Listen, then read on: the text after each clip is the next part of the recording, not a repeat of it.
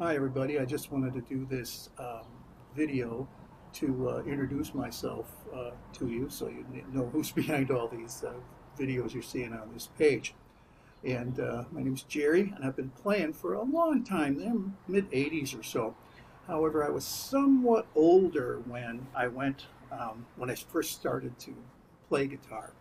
I went to the Old Town School of Folk Music in Chicago, which is actually a very famous place here. They put a lot of well-known guitar players and entertainers through their school program and all that. And they have a very interesting technique, which I want to talk about in a minute too. But then I want to go back and discuss just for a second my childhood experiences with guitar, piano, and accordion lessons. They were just awful. The first thing an instructor would say, well, here's the scale, and you do this, do, go back and forth, up and down the scale, memorize the scale, do this, do that, and everything he was telling me, everything was just a recipe for disaster, and I wanted to quit everything. My mother made me take these lessons until I actually begged her not to take them anymore. So, yeah, accordion, guitar, piano, all that stuff. So here I am in my late 30s, and I decided to go to this school. And I walk in there, I take their first guitar class, and they had Guitar 1, Guitar 2, Guitar 3, and Guitar Forever. And by the time you got out of Guitar 3, you were supposed to be good enough to just stay in this forever thing and kind of work your chops and all that. So I went into this Guitar 1 class. There were about 30 people on this stage. And basically, we just learned how to do a G chord, you know.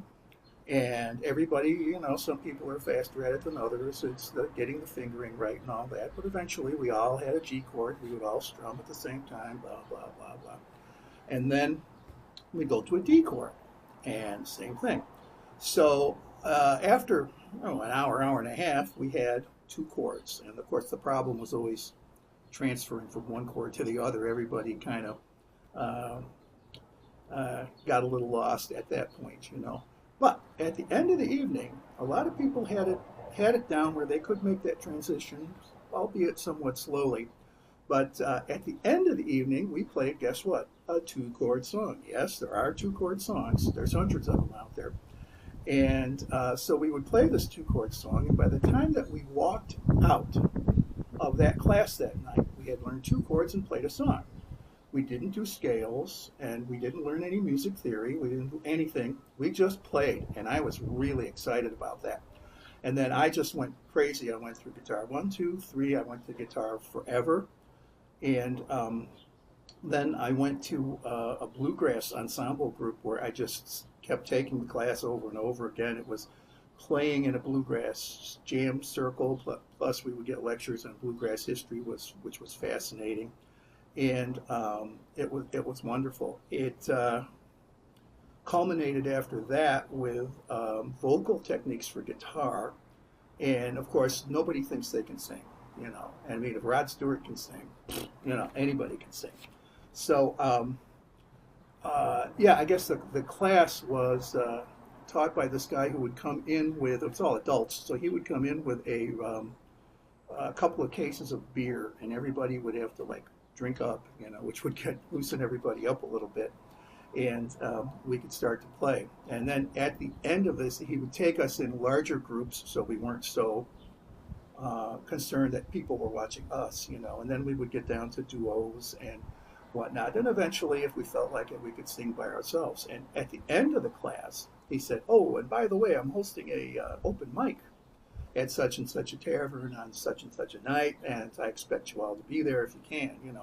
And that was my first experience with performing before people, and I really got the bug there. After that, I started going to a lot of bluegrass jams, one in particular, for quite a while, and it was a sort of a semi-public thing. You play in a public space, and it was a lot of fun. Even had a band for a brief moment in time. We were the Cook County Aliens, and as happens with band stuff, it didn't work out too well. However, the last class that I took was the most amazing class of all.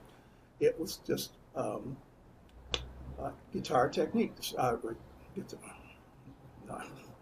It was guitar music theory. So it's a long time ago, so I'm getting a little goofy here with class names. Guitar Music Theory. Now, when I walked into the music class, I had what I thought was a pretty good grounding in music. Really, what I had was I had about this much. And when I left that class, it was like this. It was insane.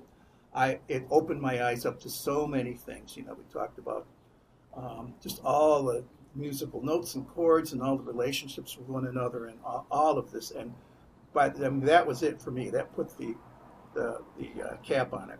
And then when I sat down and figured it out, I figured after a couple of years, I probably spent just as much money as I would have spent if I'd have gone to U of I and got a bachelor's degree in music. And I got the same information, and I had a lot more fun doing it. Didn't have to worry about tests and exams.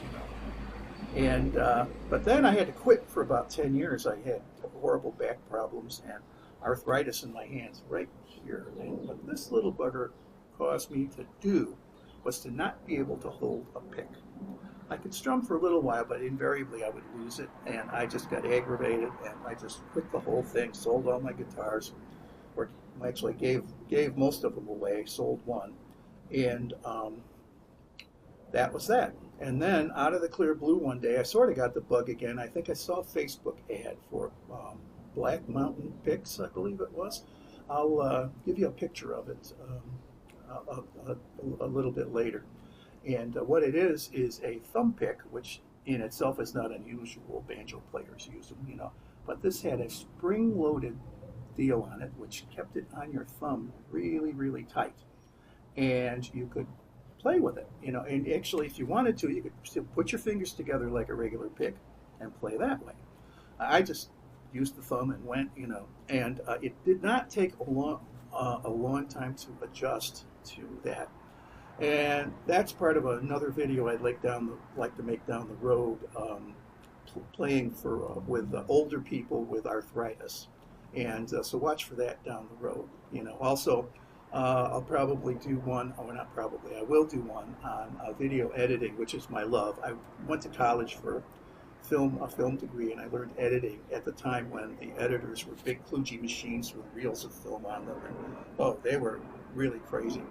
But now you can do the whole thing on PC, and however, the techniques that you learn to create a film are all the same. So I felt very comfortable doing that.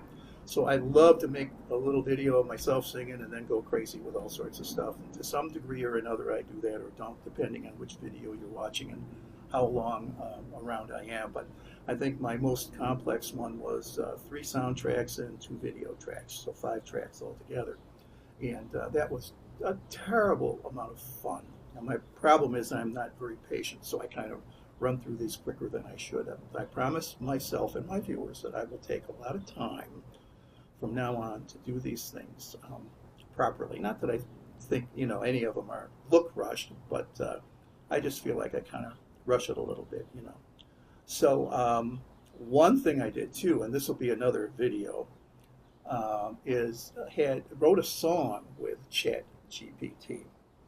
And you don't have to worry, ChatGPT did a miserable job at it. And I had to work quite a bit to make this thing presentable. But what it did for me was it gave me the core. Okay, I wanted to do a song about a Gen Xer who was married and was kind of a loser, and his wife was making all the money, and it was something along those lines, but I didn't know quite where I was going with it, and ChatGPT fleshed it all out and gave me a good basic start, and then of course I made some changes to it, but all in all, it turned out pretty good. The origin of it, well, I won't even talk about the origin. I'll save that for the video. It has an interesting origin story, So anyway, that's it for me. So I hope that you'll like and subscribe, all that stuff, and I'll be pushing these other videos out pretty quickly. And my apologies for the background. It kind of looks like a prison cell,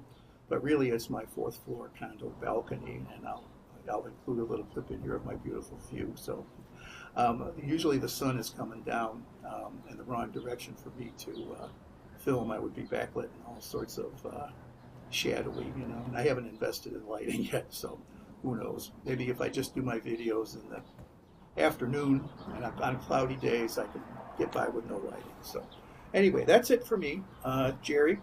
And thanks for tuning in, and catch you later. Bye-bye.